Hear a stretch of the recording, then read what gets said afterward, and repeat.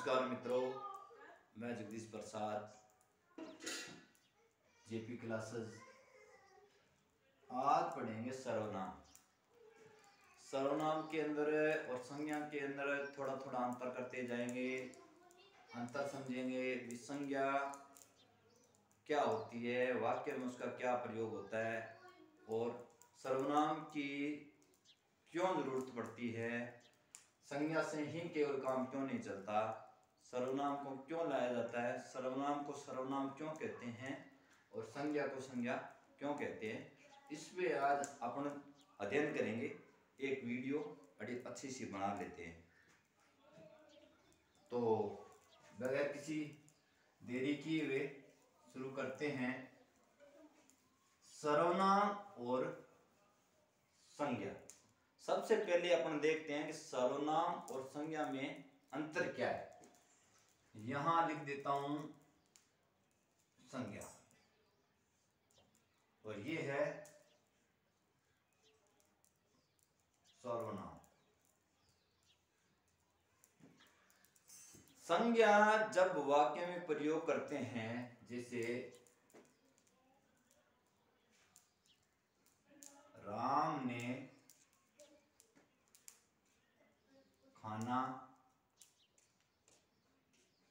खाया,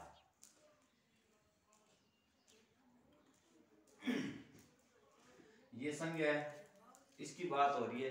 तो ये जो खाना खा रहे हैं ना, ये कौन खा रहे हैं? राम। इसमें हमें और किसी पहले के या बाद के संबंध की जरूरत नहीं है, क्योंकि इससे ये बात स्पष्ट होती है कि जो संज्ञा है वह किसी वस्तु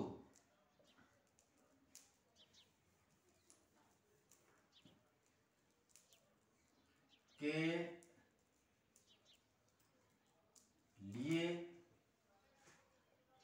आती है,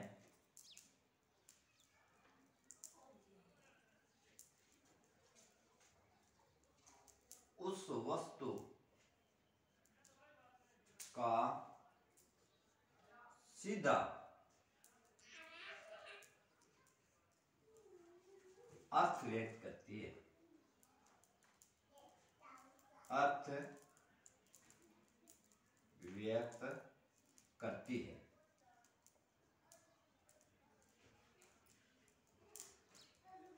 क्योंकि मैंने लिखा है राम ने खाना खाया, इस खाने का संबंध किससे है? राम से है। राम की जगह इसका संबंध सीधा राम से। इस राम का खाने से संबंध स्थापित करने के लिए हमें और किसी शब्दों की जरूरत नहीं पड़ी है, पहले के बाद के संबंधों की जरूरत नहीं पड़ी है, क्योंकि राम अपने आप में एक ऐसा नाम है जो ये स्पष्ट करता है जिसके लिए व्यक्त हुआ है, उसका सीधा अर्थ व्यक्त करता है। राम, राम एक व्यक्ति का नाम है, वो एक व्यक्ति का नाम है, इसके लिए हमें कोई और किसी चीज कोटि की या शब्दों की जरूरत नहीं पड़ती है। इसलिए संज्ञा का सीधा अर्थ हो, ये वाक्य संज्ञा उसे कहते हैं जो किसी वस्तु, स्थान, व्यक्ति, विचार के नाम को संज्ञा कहते हैं, अर्थात उसका सीधा अर्थ व्यक्त किया जा सकता है, वह शब्द संज्ञा कहलाती है। किसी वस्तु का सीधा अर्थ व्यक्त किया जाता है, सीधा अर्थ व्यक्त करने में समर्थ होती है, वो संज्ञा कहलाती है। वाक्य में संज्ञा के अर्थ को स्पष्ट करने के लिए हमें किसी पहले के या पूर्वापर संबंध की जरूरत नहीं पड़ती है, लेकिन बात इसके बाद ये आ जाती है कि जब संज्ञा अपना अर्थ व्यक्त करने में समर्थ है, जब संज्ञा अपना अर्थ व्यक्त करने में समर्थ है, तो फिर हमें संज्ञा के स्थान पर सर्वनाम की क्यों जरूरत पड़ती है। तो मित्रों, इसके बारे में मैं आपको बता देता हूं कि कोई वाक्य होता है, कोई वाक्य जैसे मोहन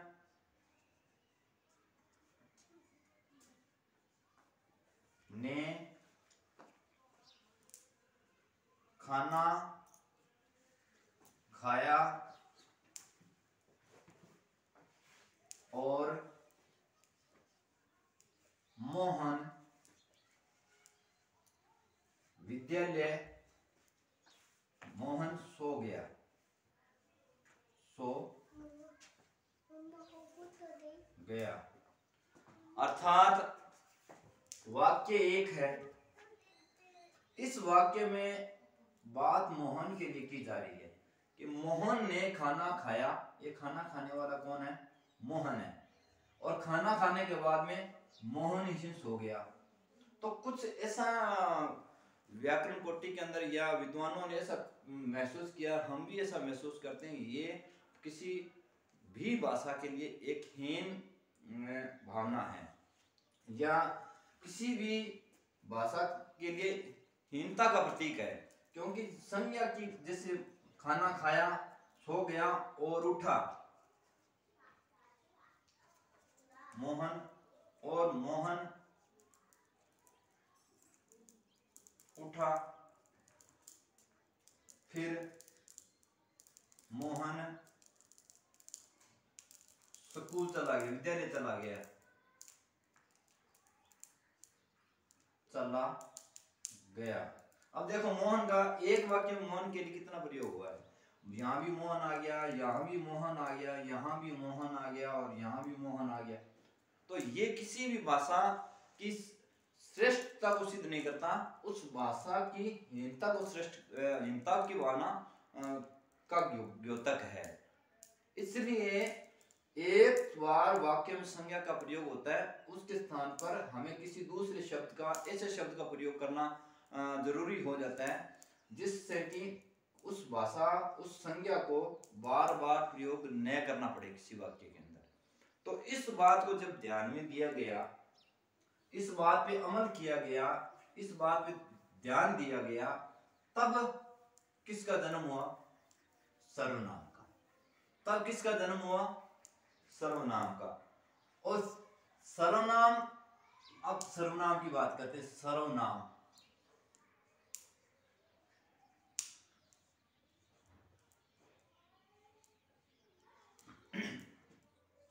अब सर्व का अर्थ होता है सबका, नाम का मतलब होता है संज्ञा।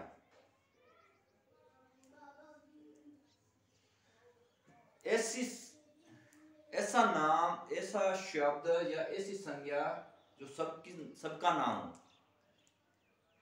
या सभी संज्ञाओं के स्थान पर प्रयुक्त होने वाला एक शब्द जो किसी संज्ञा के स्थान पर प्रयुक्त होता है, उसे सर्वनाम कहते हैं। संज्ञा अपने आप में संज्ञा होती है, सर्वनाम संज्ञा के स्थान पर प्रयुक्त होता है, और वो भी किस आधार पर, वो आगे देखते हैं। उस पर एक वाक्य लिखते हैं और उसको समझते हैं। जैसे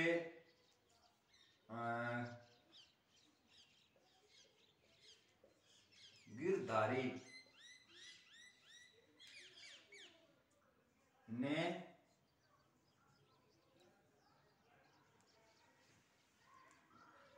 भोजन किया,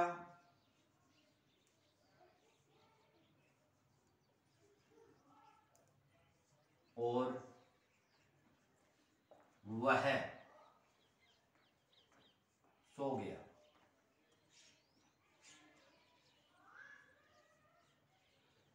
ये देखो सर्वनाम है, ये देखो संज्ञा है। तो इससे एक बात ये स्पष्ट होती है कि सर्वनाम वाक्य में तभी प्रयुक्त होता है जब उससे पहले कोई संज्ञा आई हो। सर्वनाम वाक्य में तभी प्रयुक्त होता है पहले जब कोई संज्ञा आई हो, या पहले सर्वनाम तभी प्रयुक्त होता है जब उससे संबंधित बाद में कोई संज्ञा आई हो। अर्थात सर्वनाम का सीधा अर्थ ये हुआ कि पूर्व पर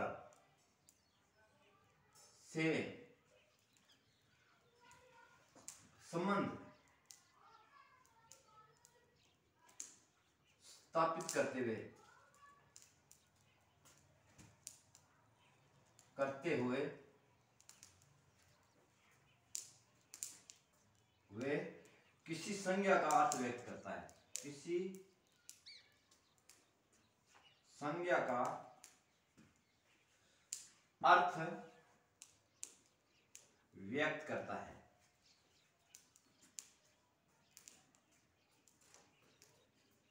हाँ, सर्वनाम किसी पहले की संज्ञा दी होती है, उसके साथ में पूर्व पर संबंध स्थापित करते हुए बाद में आता है और वह उसका अर्थ व्यक्त करता है।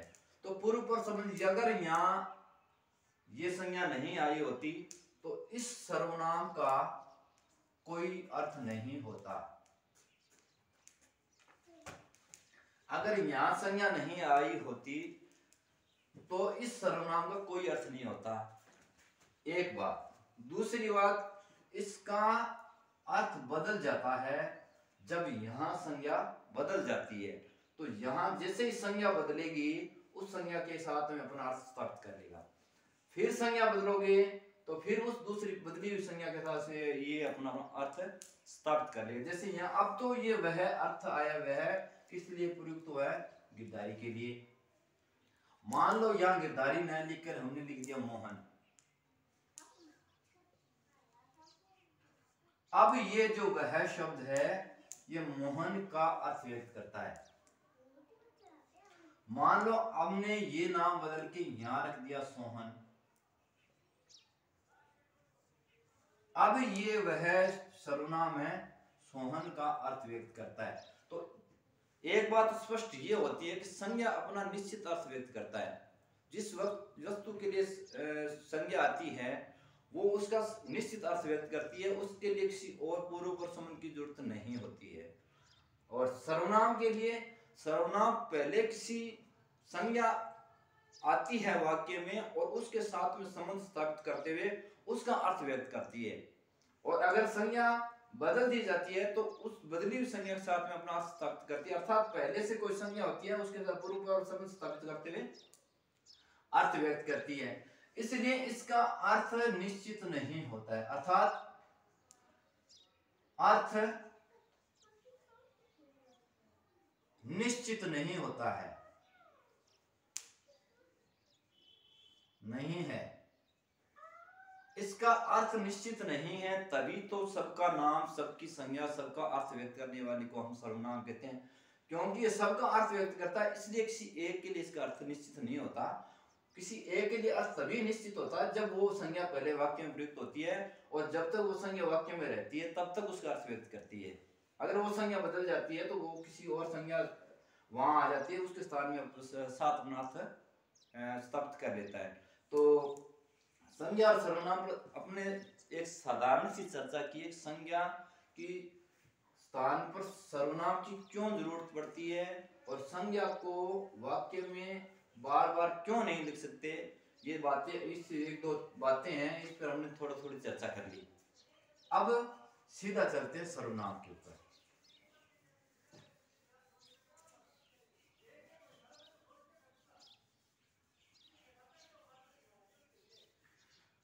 सर्वनाम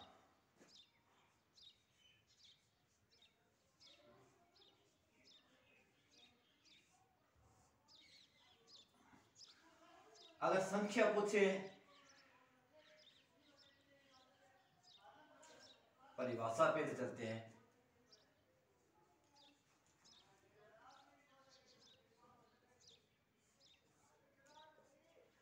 वाक्य में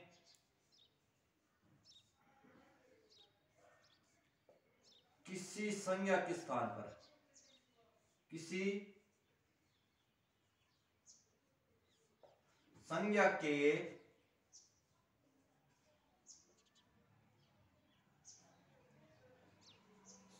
स्थान पर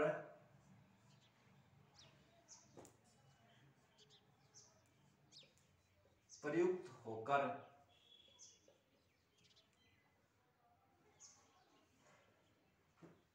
उसका अर्थ व्यक्त करने वाला, अर्थ व्यक्त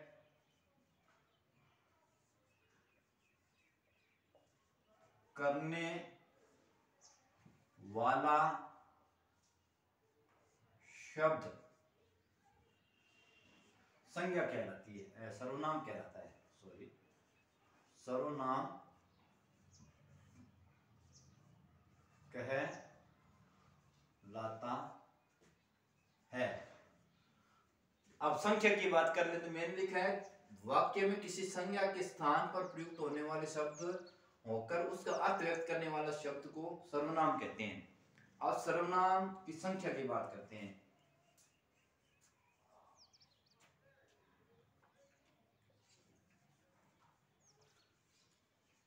सर्वनाम की संख्या होती है 11। कितनी होती है? 11। 11 सर्वनाम की संख्या होती है। और ये कौन कौन से हैं? मैं, तू, वह, मैं तू वह आप। इसके लिए मैं तू और इसके बहुवचन में आता है आप। आप इसके बाद में फिर निजवाचक का आता है आप। मैं, तुम, आप, यह, वह, जो, सो, मैं, तुम, आप, यह, वह, सो, जो, कौन, क्या, कौन, क्या, कोई कुछ, कोई कुछ। 1 2 3 4 5 6 7 8 9 10 11। ये 11 मैं, तुम, आप, यह, वह, जो, सो, कौन, क्या, कोई, कुछ। अब इस पर विचार कर लेते हैं। अब ये संख्या तो होती है 11। मैं, तुम, आप, यह, वह, जो, सो, कौन, क्या, कोई, कुछ। अब इसका प्रयोग के आधार पर इसको 6 भागों में बांटा गया है। उन 6 भागों के ऊपर चर्चा कर लेते हैं। ठीक है? संख्या कितनी बताई है मैंने? 11। और उसका प्रयोग के आधार पर कितने भागों में बांटा जाता है? 6। 6 कौन कौन से हैं ये अभी चर्चा करते हैं। प्रयोग के आधार पर, प्रयोग के आधार पर सर्वनाम के 6 भेद है।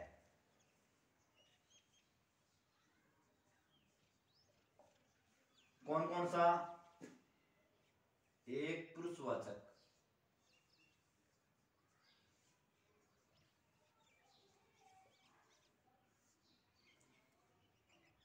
2 निजवाचक,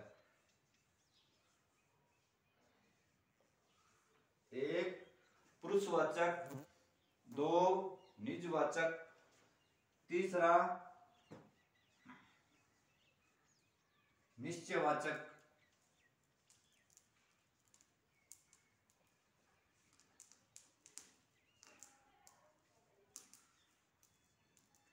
प्रश्नवाचक, चौथा प्रश्नवाचक, पुरुषवाचक, निजवाचक, निश्चयवाचक, प्रश्नवाचक, संबंधवाचक। 5 नंबर संबंधवाचक, संबंधवाचक। और छठा कौन सा है? अनिश्चयवाचक, अनिश्चयवाचक, वाचक। मैंने सर्वनामों की संख्या बताई है 11। मैं, तू, आप, यह, वह, सो, जो, सो, कुछ, क्या, कौन। और प्रयोग के आधार पर सर्वनाम के 6 भेद होते हैं। पहला पुरुषवाचक, निश्चयवाचक, निजवाचक, प्रश्नवाचक, संबंधवाचक और अनिश्चयवाचक। अब इनका अपन विस्तार से अध्ययन करते हैं। सबसे पहले लेते हैं पुरुषवाचक को, और उसके बाद में जैसे ही अपने आगे चलेंगे इसका विस्तार से अध्ययन करते रहेंगे, समझते रहेंगे, और इस क्लास में नहीं तो इसका एक और वीडियो बना लेंगे अपन, और उसके बाद में जब अगला वीडियो बनाएंगे तो एक दो अपन 2 वीडियो के अंदर इसका सर्वनाम को पूरा अध्ययन कर लेंगे। जबकि मैं ये मानता हूं अगर 3 वीडियो बनता है तो बनने दो, क्योंकि मैं आपको सर्वनाम के अंदर ऐसी चीजें करवाना चाहता हूं कि जो हमारा सर्वनाम से संबंधित, संज्ञा के संबंधित जो संशय है, जो हमारे अंदर कंफ्यूज है, वो दूर हो जाए। तो चलते हैं, पहला अपने सर्वनाम लेते हैं पुरुषवाचक।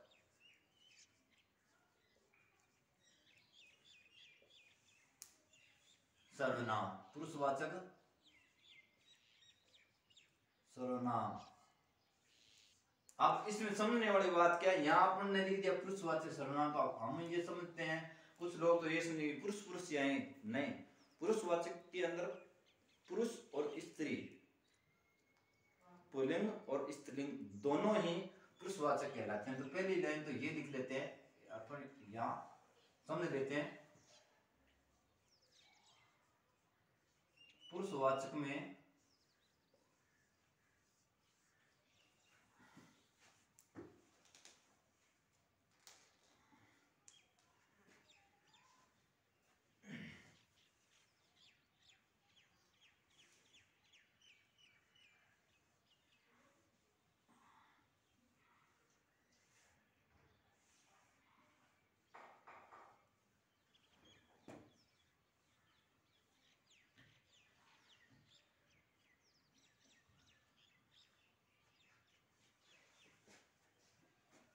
सबसे पहले तो ये समझ लेते हैं, पुरुषवाचक सर्वनाम में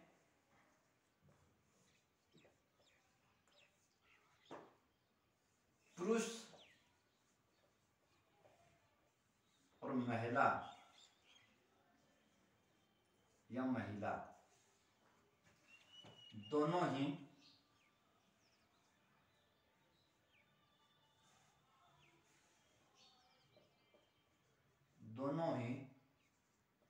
आते हैं।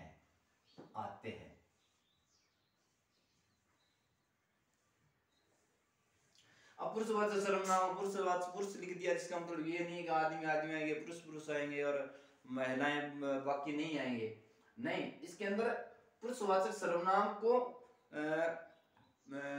रोल के आधार पर, प्रयोग के आधार पर इस पुरुषवाचक मानेंगे। ये भी 3 प्रकार के होते हैं।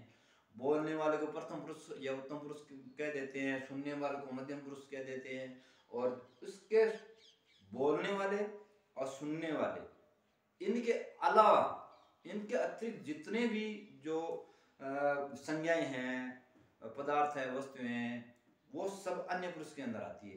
तो पुरुषवाचक का अर्थ यहाँ पर स्त्री पुरुष दोनों से, मेरा आपको ये समझाने का उद्देश्य था। अब अपना पुरुषवाचक के भेद के ऊपर चलते हैं। पुरुषवाचक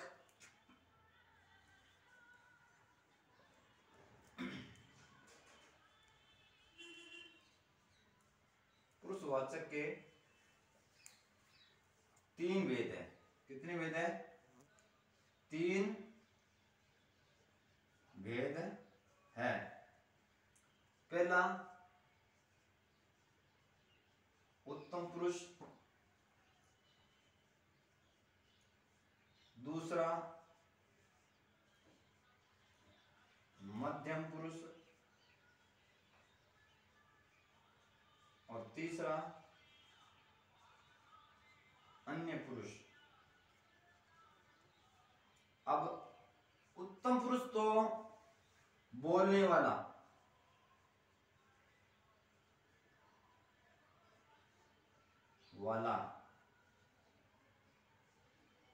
या कहने वाला, करने वाला,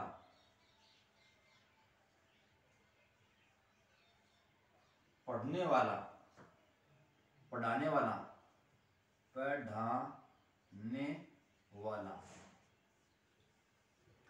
और मध्यम पुरुष सुनने वाला, और सुनने वाला आता है जो प्रथम पुरुष बोलता है या जिसको कहता है, जिसको संबोधित करता है, वो मध्यम पुरुष होता है। और जिसके बारे में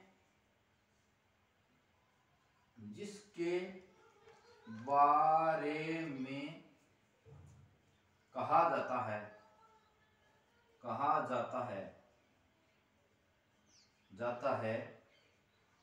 वह अन्य पुरुष है।